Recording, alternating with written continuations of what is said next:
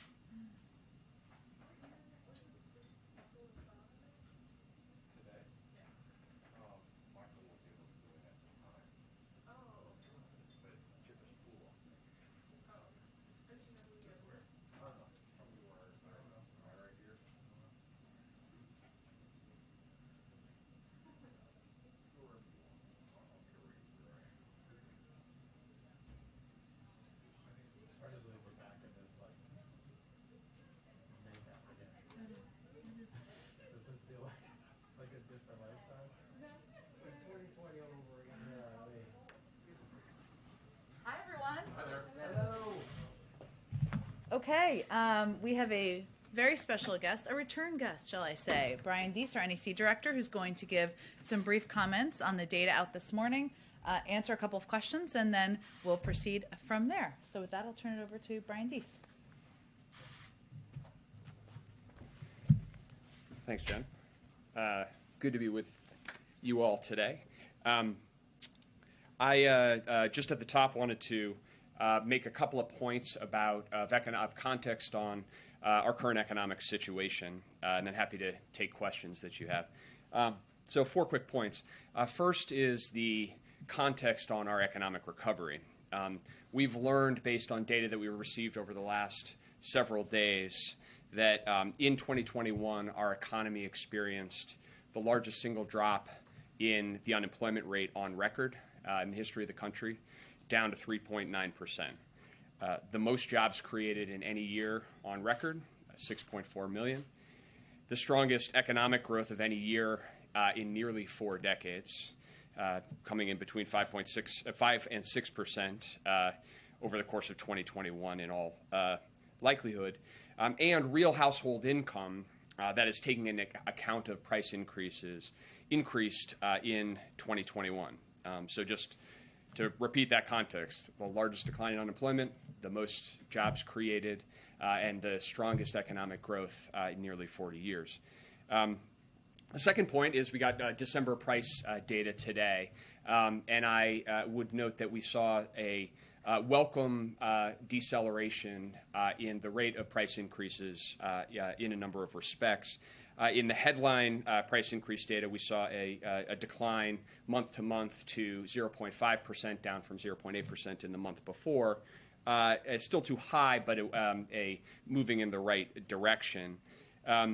As I think I say every time here, and if I don't, it's a mistake, we never index too heavily on any individual 1 month of data in any direction. But I would note that we saw in prices from November to December a decline in the rate of growth of the prices for food at home, which is a technical way of saying food that people buy in the grocery store. And we saw a drop in the price of energy, both at the gas pump, but also natural gas and winter heating costs. Many of you focused on the annual 7% rate. If we are trying to look at where we are headed, the month-to-month changes are more instructive. And most independent forecasters continue to project that we will see moderation in price increases over the course of 2022. Third point is the global context for this data, both on prices and on economic growth writ large. What we're seeing right now is these price increases are a global phenomenon, and that reflects the nature of the global challenge of coming through a pandemic crisis and a pandemic-affected recovery. Over the past 6 months, price increases in the United States and Europe have basically run neck and neck. In December, the EU saw its highest recorded inflation on record. Germany saw its highest inflation in December since reunification. And so while there are differences but country by country, this is a global phenomenon and driven by these global issues, which comes to the fourth point, which is given the unique strength of the United States economic recovery, overall growth, as well as the labor market, we are well positioned to attack the challenges of prices and costs head on. And that's exactly what the president and this administration are doing. And it's his principal focus when it comes to the economy. As he laid out on Friday, his approach to attacking prices and costs are grounded in the premise that the right way to do this is to build on the economic successes that we have seen, not to abandon them. And that really means, with respect to what we in the administration and Congress can do, is to focus on how we can expand the productive capacity of the economy, how we can make sure that our economy can produce more goods and services more cheaply and easily across the country, get more people working, and get to the strong, sustainable growth that we are beginning to see. And if we can address these present challenges, we'll hopefully see going forward. The president's outlined a very specific three-part plan to do that around unsticking supply chains, protecting consumers, and promoting competition, and trying to actually reduce directly some of the most significant costs that Americans' families face. And obviously, key elements of the Build Back Better framework go directly at that issue. And so I'm happy to talk about the policy details behind that plan in general, but I think just to summarize, we have historically strong economic growth and labor market outcomes. We saw some welcome deceleration, but price increases that are still too high. Decidedly a global phenomenon happening everywhere, but we in the United States are uniquely well positioned against that challenge, and that's the president's focus. All right, Jeff. Brian, thanks for coming today. The White House and other economists last spring and fall were talking about inflation being transitory, and I think at least the expectation when we were talking about it last spring was that it was going to be well taken care of by now.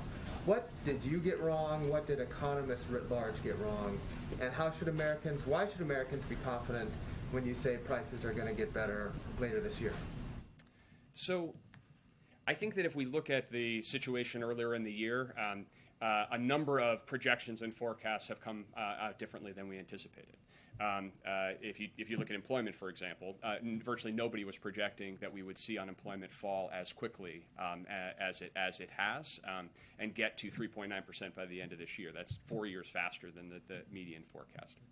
And so I think we've seen a number of unanticipated outcomes. When it comes to prices, what we have said consistently, focused consistently, is that this is a global phenomenon. It is connected to the pandemic and the issues that has raised. Certainly the supply chain challenges that have evolved over the course of time through the Delta variant and over the course of the fall have been issues that we've had to go and tackle head on.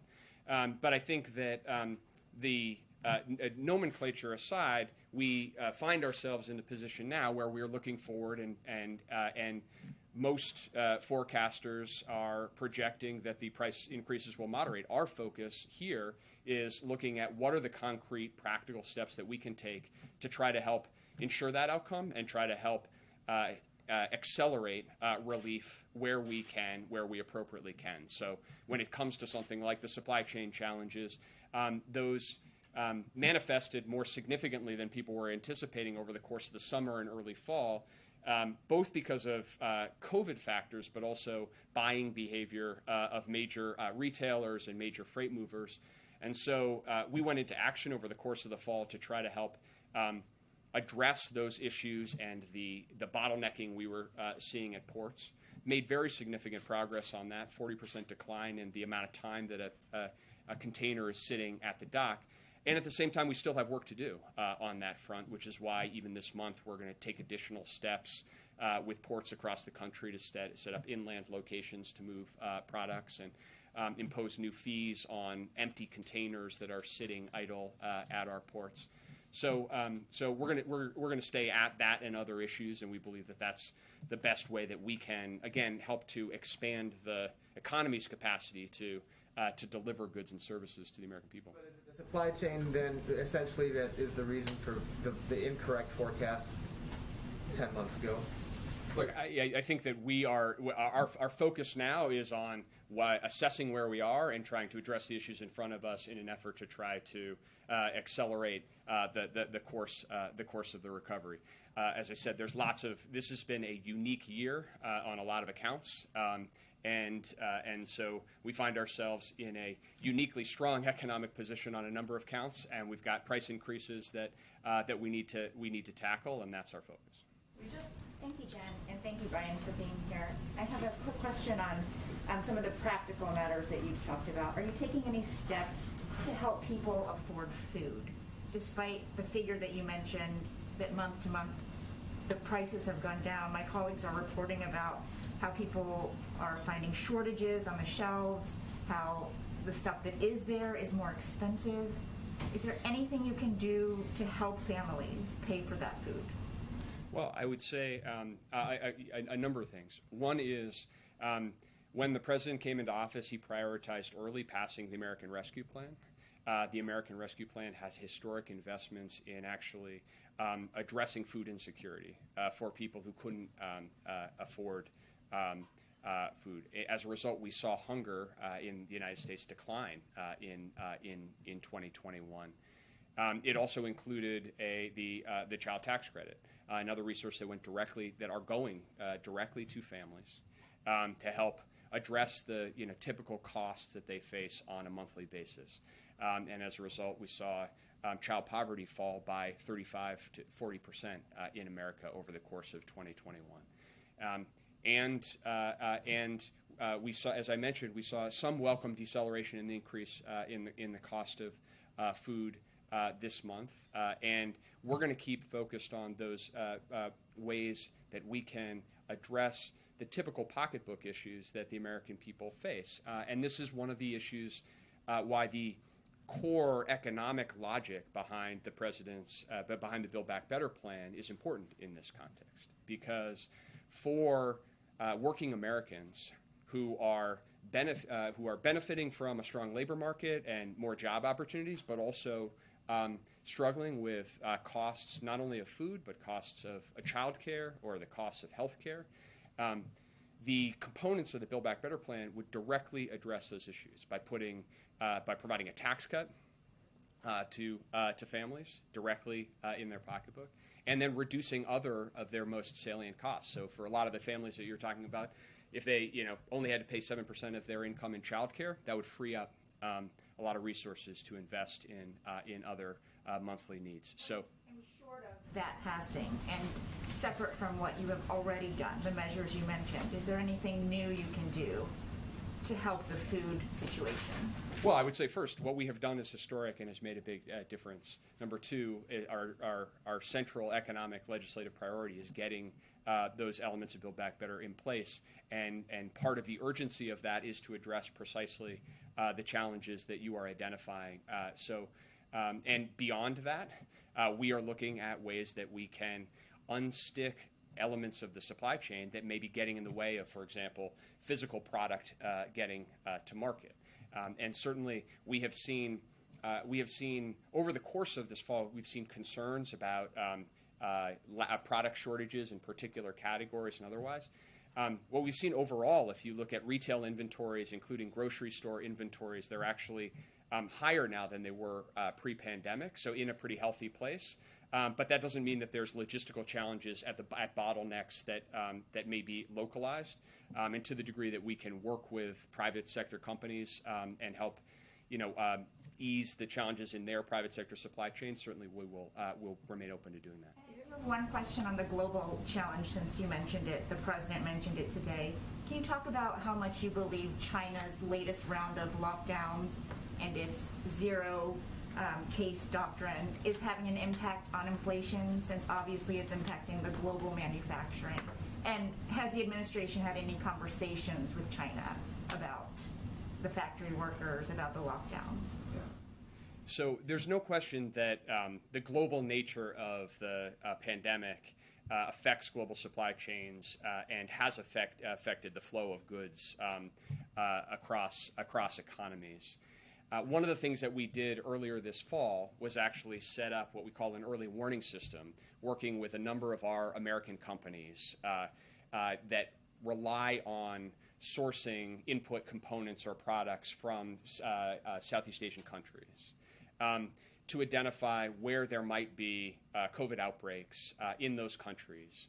And work with the State Department and USAID and the CDC on the ground in those countries to do what we can to actually help to stabilize the situation and reduce the potential impact of a shutdown or a lockdown or otherwise. With respect to China specifically and the current moment, we're monitoring it very closely as we assess the issue today. The lockdowns are most likely to have the effect isolated in China because the production facilities in those geographies are principally suppliers to the Chinese market. But the situation is fluid and ongoing and something that we're monitoring in real time and working across the interagency, including the State Department and the CDC, to try to keep a handle on. Brian, respecting that you said that prices are expected to moderate in the months ahead, Americans right now at the start of 2022 are setting their budgets. They're trying to figure out how much things are going to cost them, for themselves, and for their families. How much longer should Americans expect that they'll be paying these inflated prices? So what I can say is that in the context of a strong economy, most independent forecasters expect these prices to moderate over the course of 2022, and that's consistent with the administration's view. You have a president and an administration that's waking up every day and thinking about the practical actions we can take to try to help accelerate that, protecting, unsticking supply chains, protecting consumers, make sure that consumers aren't being taken advantage of in a moment of uncertainty. So for clarity, that means by the end of 22 it's moderated, or we're kind of back to where we were before this by those projections? Well, if you look at the projections by independent forecasters, then you see moderation over the course of 22, and you get back to you get back to levels that are closer to pre-pandemic normal. But I think that in the short term, in the immediate term, I think we'll focus on the practical steps that we can take. Working with Congress, encouraging Congress to take practical steps that would have real concrete impact for those families in their lives right now, and delivering in practical, concrete ways. And I think that as we have seen with what we were able to get done in 2021 to deliver that type of relief directly to families, that can make all the difference, and that can really help to bridge this gap for families, and also help to get more people to work, that we continue to face real challenges where parents and other caregivers in this economy want to get back to work but are held back because of the cost of actually finding a quality way to take care of a kid or take care of an elderly parent That's compounded by the pandemic, and us acting now to help address those costs for families would not only provide some peace of mind to those families. If every American family with kids knew they weren't going to pay more than 7% of their income in childcare, that would be a big weight off their shoulders. It'd also be a big benefit to the labor market by allowing more people to work as productively as they choose to. Thank you. Hi, thank you. You mentioned the port measures you're taking, setting up these off-site areas. Can you talk a little bit more about that? And the dwell fees, they've had that on hold for weeks at Port of Long Beach and Port of LA. Are you talking about imposing a dwell fee on other ports? In other words, can you give a little more detail on what you're talking about? Sure. Sure. We're going to go a little deep on ports, but this is exciting for me. No, it's good. I'm thrilled.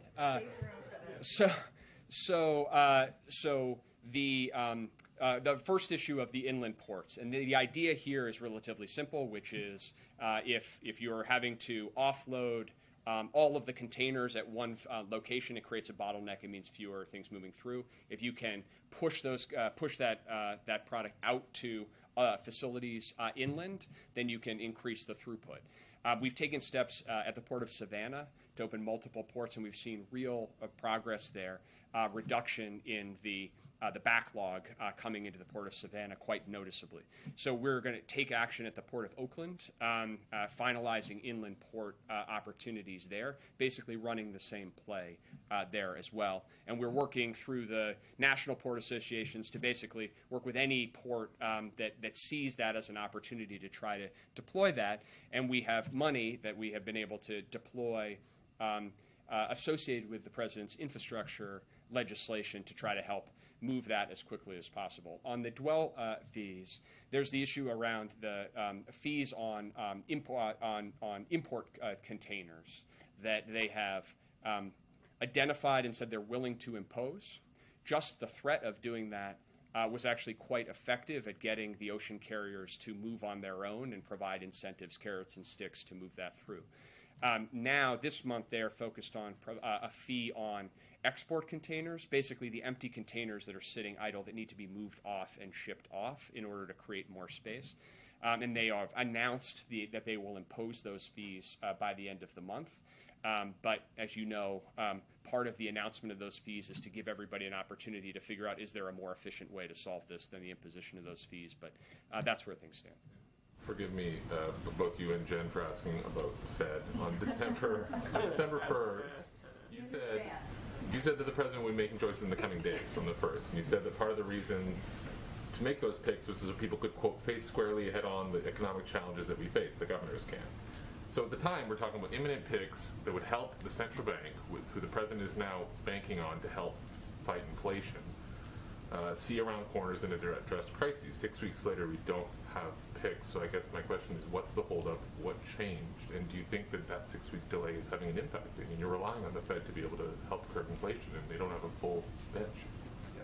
So in your last question, no, I don't think it's having an impact. I think that the most immediate issue on that score is that the president's two nominees to be the chair and the vice chair of the Fed are now up in front of the Senate. One had his confirmation hearing yesterday. The other will have her confirmation hearing tomorrow.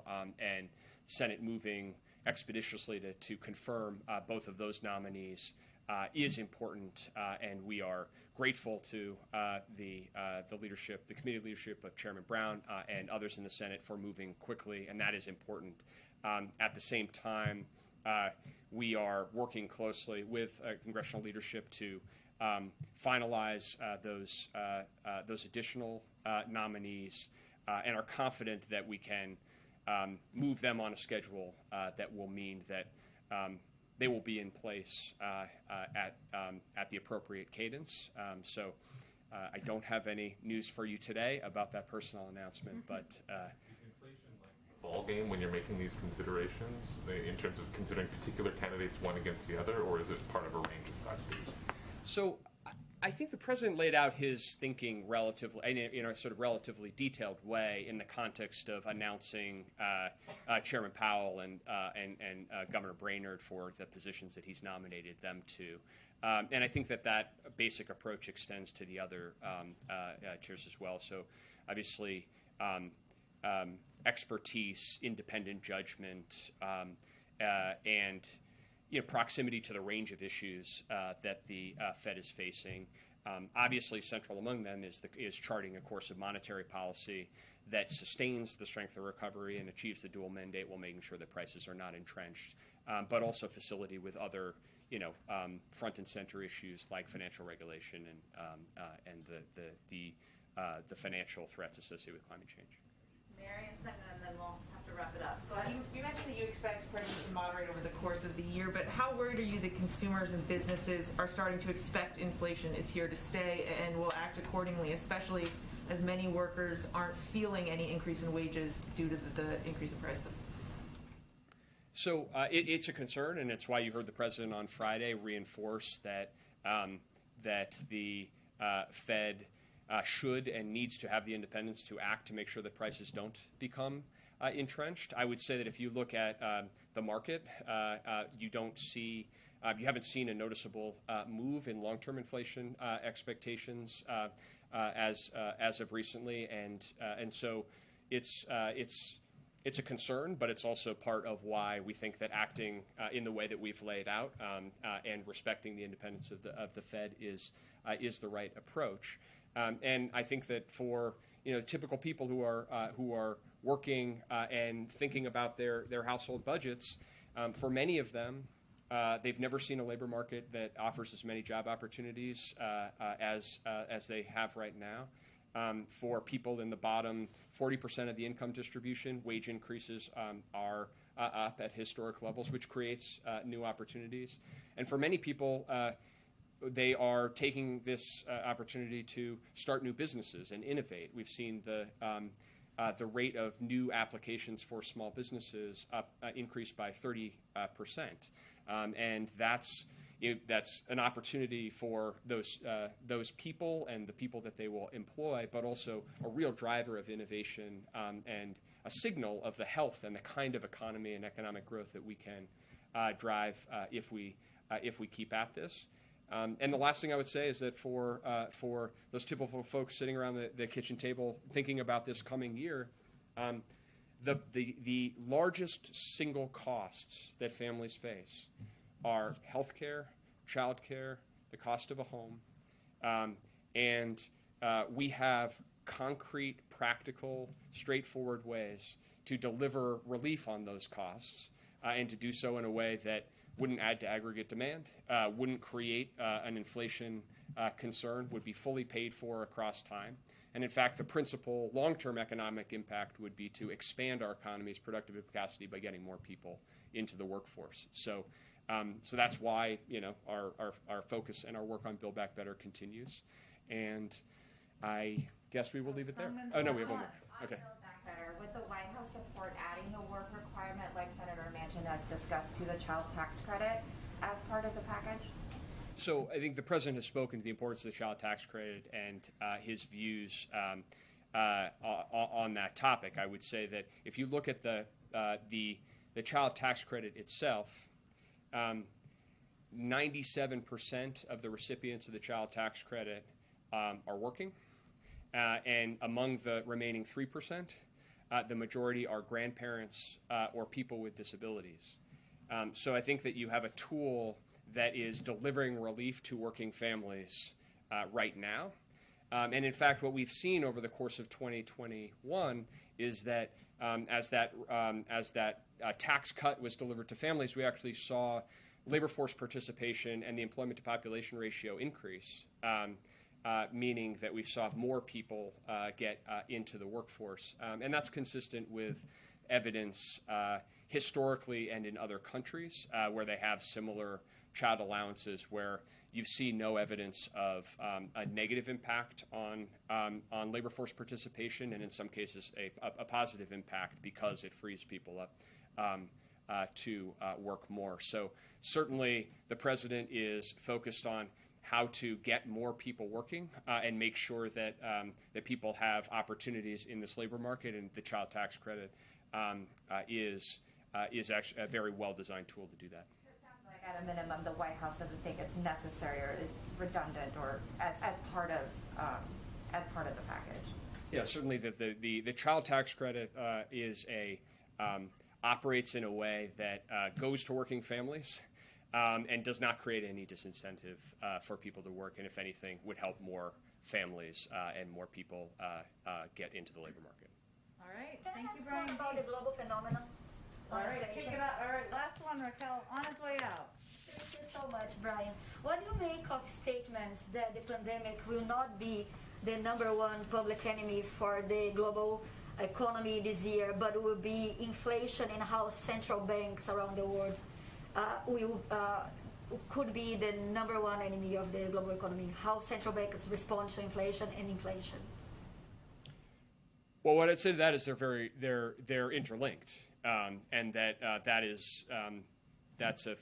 has been true and has been a feature of our economy and our economic recovery for the last year and a half. To the first question, that the more effective we are as a global community, as a United States and as a global community, at working to contain this pandemic, get it under control, reduce the impact on people and on individual health, but also on economic operations and supply chains and otherwise, the more quickly we can normalize supply chains and address the price increases, which are decidedly a global phenomenon. So I don't think that I don't think it's an either or. I think that there is an urgent and compelling priority to address the COVID pandemic globally, which is why you see this administration and the president acting across the board, from vaccines to the other support that we're providing globally, and that the more effective we are at doing that, the more runway we'll provide for the global economy to grow while mitigating price increases. All right. Thank you, Brian Deese. Thank you. Okay, I have nothing at the top. I'm mindful of the time, and I will jump around to people who have not yet gotten questions, but I will start with Alex, if you want to kick us off. I have 3 questions. First, on inflation. Brian talked a lot about needing to address snares in the supply chain, but you all have taken quite a few of those steps, and we're still seeing high inflation, shortages on shelves. So is this an issue that shows the sort of limitations of the presidency and the executive branch? Is this an issue that the president simply can't solve? I think what it shows, and you heard Brian talk about this a bit, is that it's a multi-pronged challenge. And he talked about, obviously, the steps we're taking to address supply chain challenges. And there's no question those have been impacted by the pandemic, have also been impacted by a huge increase of demand and retail purchases online that we saw across the course of the fall. So that is one challenge that we've been attacking head on. We also know that there are specific industries like the auto industry that accounts for about 1/3 of what we're seeing in terms of inflationary increases and price increases. And if you look at the purchases of cars, one of the biggest issues there is chips and the lack of manufacturing capacity here in the United States. Of course, that's been impacted by a range of issues, including the pandemic. But one of the things that we have been advocating for and pushing for is for Congress to move forward in taking steps to support and bolster our competitiveness here. That includes over $50 billion in funding for chips manufacturing. I would also say that that would also help ensure that manufacturing in the future is the capacity is increased here at home, so we're less dependent on the global supply chain around the world. So I think what it speaks to, Alex, a good question, is the multi-pronged components that impact the supply chain, that impact price increases that people have seen, the American public has seen across the country.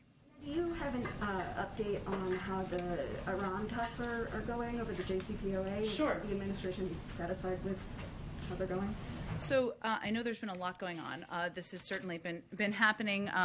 Right now, what's happening is on Monday, January 3rd, the 8th round of negotiations commenced in Vienna, and those are ongoing. And what we're looking at and how what we would like to remind the public of is why we are at this point now. most importantly, none of the things we're looking at now, Iran's increased capability and capacity, their aggressive actions that they have taken through proxy wars around the world would be happening if the former president had not recklessly pulled out of the nuclear deal with no thought as to what might come next. And if you look at that step and the impact of that, the fact that the former president ripped at the nuclear deal meant that Iran's nuclear program was no longer in a box, no longer had the most robust inspection regime ever negotiated, no longer had the tight restrictions on nuclear activity. And so now where we're at, even as these negotiations are ongoing, and as we conveyed back in December, that we were a bit frustrated by the lack of seriousness that negotiators came to the table. They've come back, and now we're back at the table again, as I noted. But because of the last administration pulling out of the nuclear agreement, now Iran's program has been rapidly accelerating. Iran directly attacked our partners in the Gulf, and its proxies began attacking U.S. troops again in Iraq.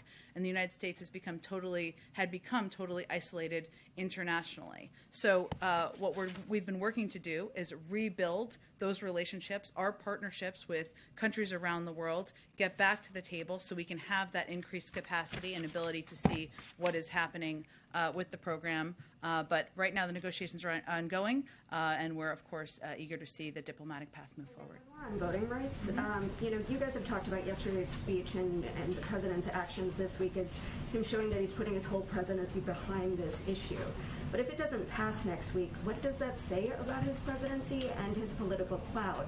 And what would you say to Democratic base voters who have seen, potentially not just one legislative failure with Build Back Better, which has been shelved, but potentially a second legislative failure in a month? How do you convince Democratic voters to vote for you?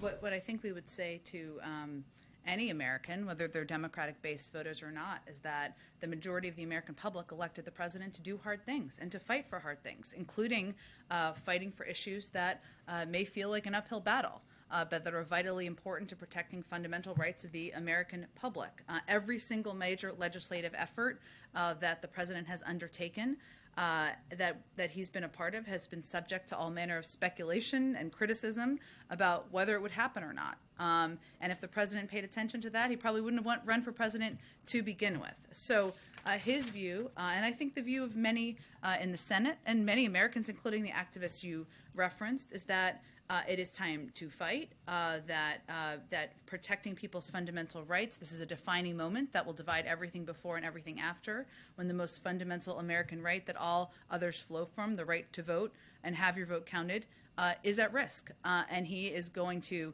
be working the phones. The vice president will be working the phones. As you know, he's heading up to the Hill tomorrow to speak to the caucus and make the strong case that you heard him make publicly, directly to members tomorrow.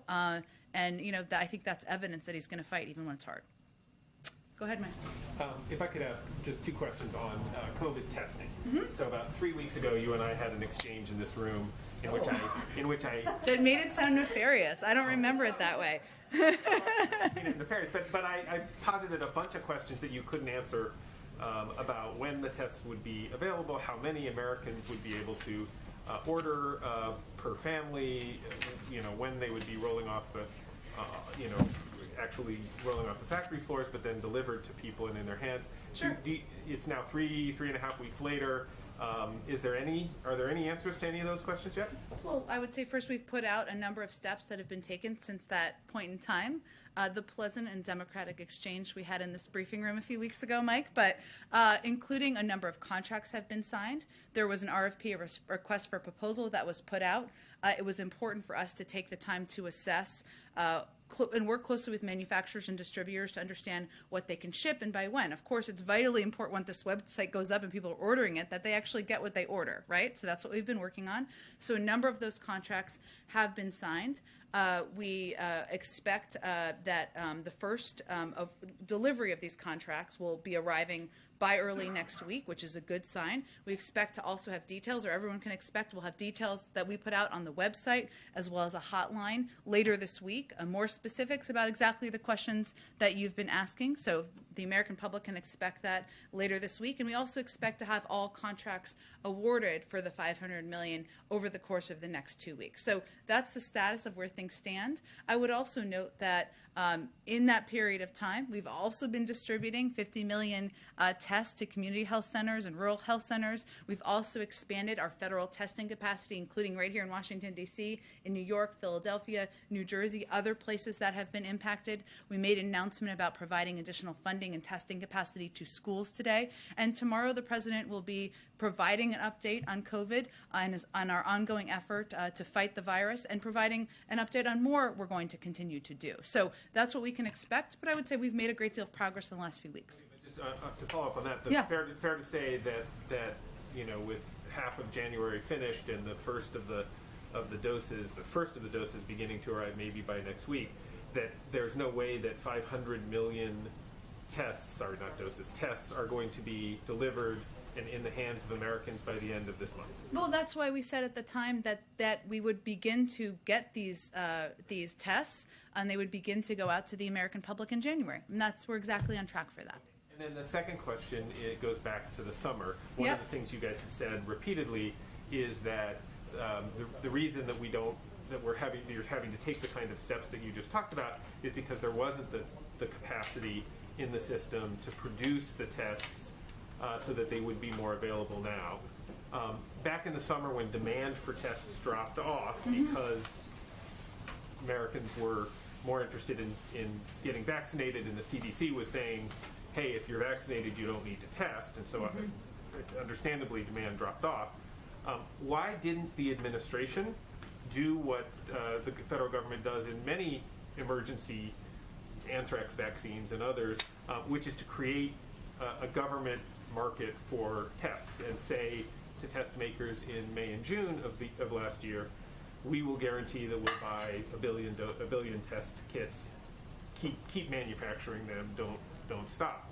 Why didn't the administration do that in the summer so that we would have been in a position this fall when Omicron hit to have the number of tests and you wouldn't have had to go through this process? Well, I would say there were steps and decisions that were made in the summer, including steps that we took in the early fall, which were to use the Defense Production Act to $3 billion worth to invest in the testing market. We expanded, in part as a result, the testing capacity by 4 times. We quadrupled the size of it. And we also took a number of steps through that period of time to expand the number of tests that were on the market. Obviously, the FDA works on their own process, but now there are 9 tests. There were far fewer, about half of that number, back in the summer. So there were a number of steps that were taken over the course of time, not just in December, not post-Omicron, to expand and build the testing capacity. Okay, Karen. Thanks, Jen. You mentioned that tomorrow the president's going to give an update on the COVID effort. Can you give us any more details on that? Is there going to be a major announcement? What will he be talking about tomorrow? Well, as you know, Karen, at every step in this process, and frequently the president provides updates on how we're building on our capacity, right? Whether that is vaccine distribution or capacity at one point, testing capacity or supplies, PPE. So he will be building on that tomorrow. I don't have anything specific to preview for you in terms of the components at this point, but let me just give you a sense of kind of what we've been doing to address what we've seen, straining hospital capacity and needs as we've seen the surge in Omicron in recent weeks.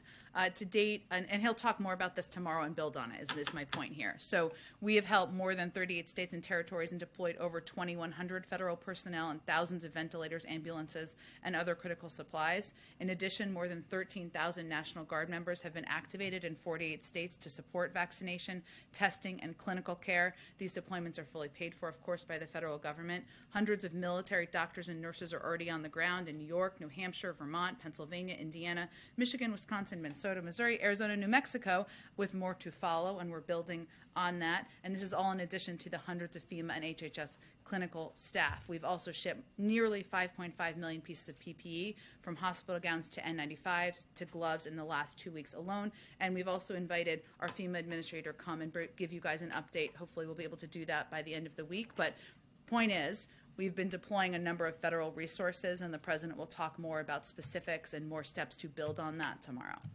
And one quick one on testing. Last year, the administration had announced there would be $10 billion going to schools for testing.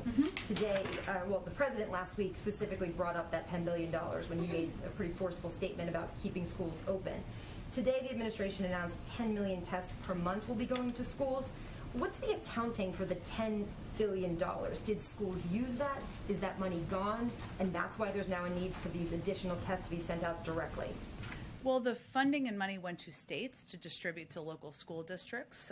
That's how it essentially functioned. I think what the announcement today, and I'm happy to check on the specifics of the status of it for you, what the announcement today it reflects is our desire and our commitment to keep schools open and do everything we need to do to help keep schools open from the federal government. Now, a number of schools in nearly every state across the country has made arrangements with testing providers to provide schools with tests using that $10 billion in funds that you referenced, but it's been used in different ways from school district to school district. And so this is just a reflection, which has been consistent with how we've approached our efforts against the pandemic, to build on what we know works and a reflection of our commitment to help school districts stay open. Go ahead in the back. Hi, Jen. Two questions for you. Sure. First of all, I wanted to follow up on the president's visit to Georgia yesterday. Yeah. That's one of our markets where voter restriction bills have passed and been signed into law in the past year. Mm-hmm. The Brennan Center for Justice says nearly 100 more bills are pending this year in state houses across the country. Does the president feel powerless right now to stop more voter restriction bills from passing at the state and local level? Well, I think the president believes we have to take a multifaceted approach. And no, he certainly does not feel powerless, but he thinks that one of the most effective roles he can play now is by advocating for Congress to pass two pieces of voting rights legislation that will help put in place a baseline of protections for states across the country. So there is not that inconsistency. And of course, as you know, Georgia is one of the states. 19 states across the country have already passed laws that are putting in place additional restrictions to make it harder to vote. More to come. That's why it's so important to move forward with legislation on the federal level. My next question is on climate. Last month we went to New Orleans. They had a very large climate conference there, thousands of researchers and scientists. And when we were there, we met a homeowner. He lost his house to Hurricane Ida. His grandmother lost her house to Hurricane Katrina. He blames climate change. He wants action now. Today, the White House announced a host of clean energy measures, but as the Washington Post reported on Sunday, nearly 3 dozen rules that would impact the environment at the Energy Department are delayed.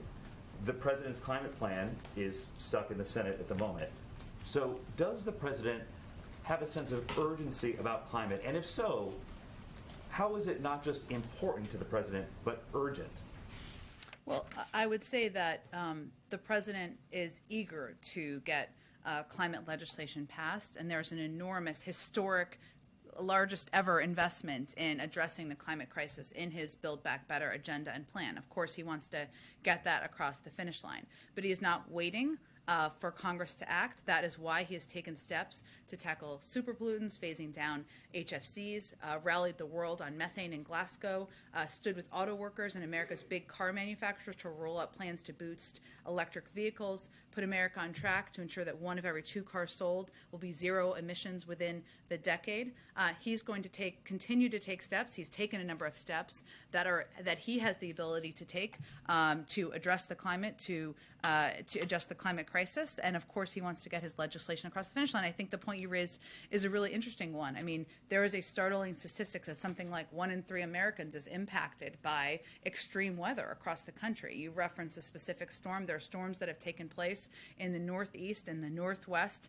It's devastating people's homes, people's communities, and it's also devastating local economies. And it's a reminder of why it's so important to act on this on climate. The president believes it's urgent. Absolutely. Go ahead in the back. Thanks. On Build Back Better, there was a lot of discussion about whether it would help or hurt the situation on inflation. Just noticed in the inflation statement from the White House this morning, there was no reference to Build Back Better. There was a reference to the American Rescue Plan. Just wondering if that reflects anything about the view of the White House on the prospects for Build Back Better or the role it could play in the situation on inflation. No, I would say that your colleagues here who are frequent this briefing room have heard us say more times than they can probably count the role of a number of economists in advocating for Build Back Better passing because of the impact it would have on lowering costs and addressing inflation. And ultimately, how the American people experience inflation, as we were talking about when Brian Deese was here, is costs rising, whether it's the cost of meat, or which of course we say has a range of reasons for it, or the costs of goods they're purchasing. And for us, our objective and focus is on lowering costs. And the biggest costs, some of the biggest costs impacting the public are childcare, healthcare, elder care, issues that are addressed in Build Back Better.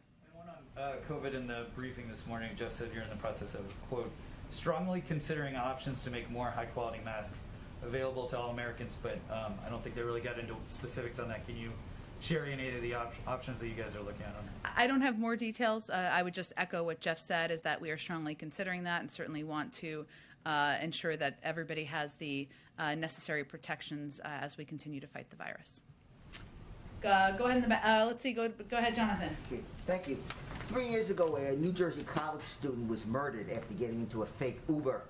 Legislation to require ride-hailing services like Uber and Lyft to have electronic systems to match riders with passengers is awaiting White House sign-off this year. Where do you stand on the legislation? And would the president be willing to meet with the parents of the murdered woman as they've requested?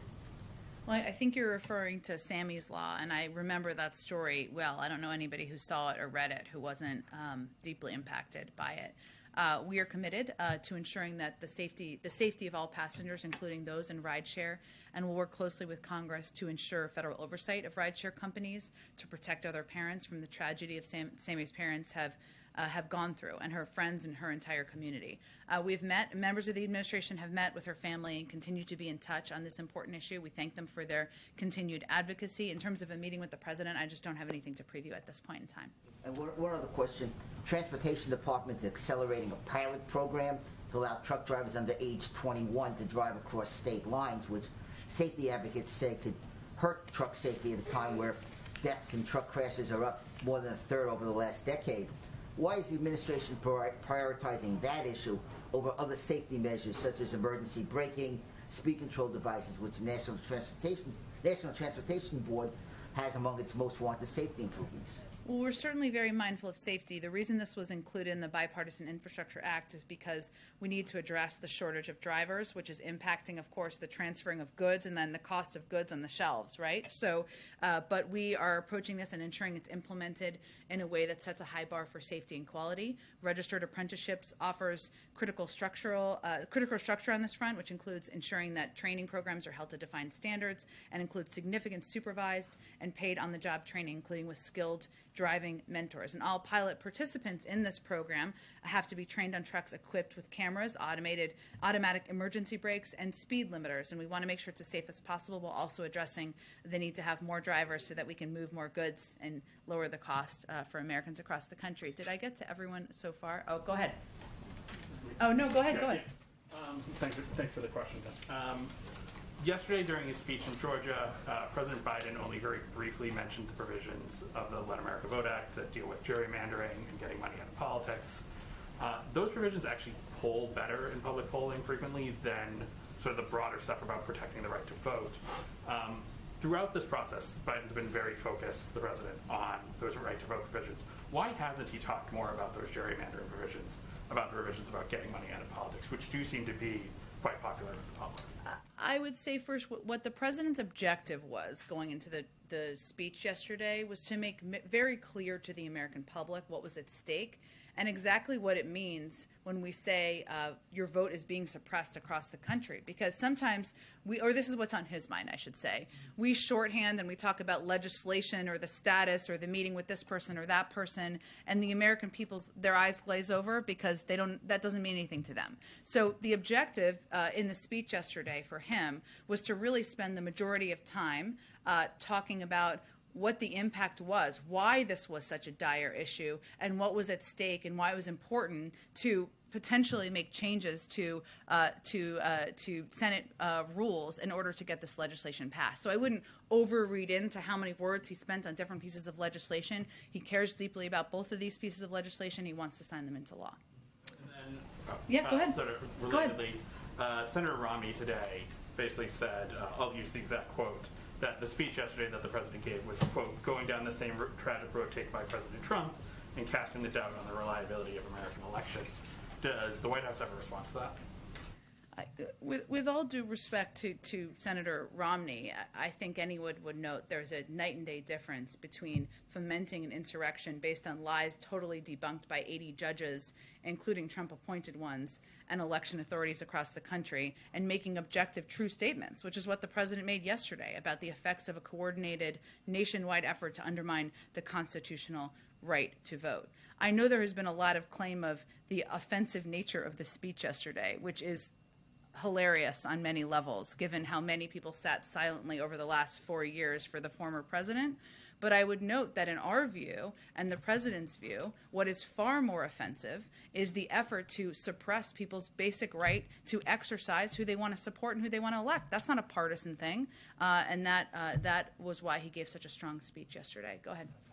On the issue of masks and this push to expand access to high-quality masks, health experts have long been urging and calling for Americans to upgrade their masks. So why wait till now to push for this wider availability of better masks? Like, what's taken so long? So just to be clear, there is no shortage of masks on the market. That is not an issue. I know that my colleagues from the COVID team made clear that we have a strong stockpile, over 750 million masks that we have at our disposal, widely available, N95 masks, other masks.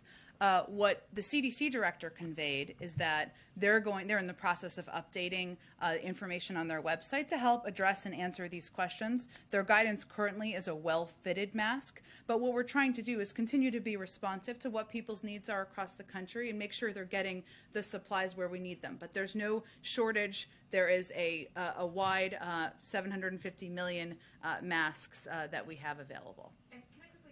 To Mitch McConnell today, who had some strong words for the president, called his speech a rant, incoherent, profoundly unpresidential, but he also accused the president of shouting that 52 senators and millions of Americans are racist unless he gets whatever he wants. Well, I know the president was asked about this and said, a version of this, I should say, and he said he considers Mitch McConnell a friend, and that is true. That is why is it even more disappointing that someone who has supported and advocated for voting rights in the past, wrote about it in his book, has talked about it publicly, and repeatedly voted for the extension of voting rights protections, is on the other side of this argument now. And I think it clearly struck a nerve, the president's speech yesterday and the vice president's remarks. I think there's evidence of that. But to us and to the president, what is more irresponsible, unbecoming, and divisive is the coordinated effort by far too many Republicans across the country to perpetuate the big lie and make it more difficult to vote. And we are seeing evidence of that in 19 states which passed 34 laws attacking voting rights. That's why he's standing up and made the passionate case he made yesterday. Okay. All right. Thanks. Go ahead. Ruling yesterday. Happy to talk about Facebook anytime. Meta, I guess. Meta, sorry. A district judge yesterday denied the company's motion to dismiss the FTC's revised antitrust complaint, essentially clearing the way for it to go forward. I'm wondering whether you have a view on that, and in particular, that case is seeking to essentially break up the company, to split off Instagram and WhatsApp. Is that something the White House thinks should happen? Well, we welcome the district court's decision, which allows the Federal Trade Commission's antitrust lawsuit against Facebook to move forward. The favorable decision is a testament to the skill and determination of the Federal Trade Commission, its staff, and its experts. For generations, the American approach has been to expose our main tech firms to more competition. The president supports that. He's talked about that publicly a number of times. That approach has been key to our innovation and success, and we've been clear, and he's been clear, we need more competition in the tech industry. As you know, there are a range of pieces of legislation, bipartisan, many of them, in Congress. That's encouraging. And in July, of course, the president signed an executive order on competition, which among several actions called on the federal agencies like the Department of Justice and the FTC to use existing tools to tackle these problems. So we're not going to prejudge what it looks like, of course. There's a legal case here. That legal case will be moving forward, but certainly we're encouraged by the district court's decision. Thanks, everyone.